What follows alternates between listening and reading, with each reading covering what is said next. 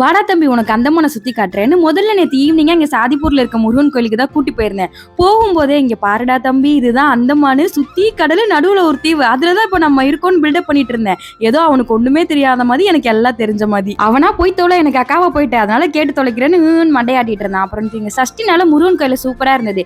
ஈவினிங்கா அங்க போயிட்டு நைட்டு ஒரு 7:30 வரைக்குமே அங்கதான் இருந்தோம். தர்ஷினி இங்க கூட வந்து ஜாயின் பண்ணிட்டாங்க. நல்லா திருப்தியா சாமி கும்பிட்டு ஏதாவது பிரசாதம் கொடுக்க மாட்டாங்கன்னு வெயிட் பண்ணிட்டு இருந்தோம். கரெக்டா சக்கரை பொங்கல் கொடுத்தாங்களா முந்தி அடிச்சு போய் நானும் தர்ஷினியும் ஆளுக்கு ஒரு சக்கரை பொங்கல் வாங்கிட்டு வந்துட்டு அங்கேயே சாப்பிட்டு இங்க வீட்டுக்கு வந்துட்டோம்.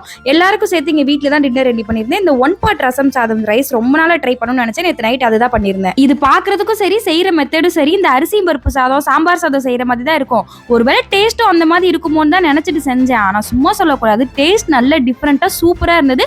கொஞ்சம் ரச சாதம் சாப்பிடுற மாதிரி ஃபீலும் இருந்தது. எல்லாம் ரெடி பண்ணிட்டு சூட அந்த சாதம் கூட 2 அப்பளமும் 2 மோர் மிளகாயும் வச்சு சாப்பிடும்போது டேஸ்ட் இன்னும் கூடுதலா நல்லா இருந்தது. அவ்வளவுதான் நாளைக்கு பார்க்கலாம். பாய்.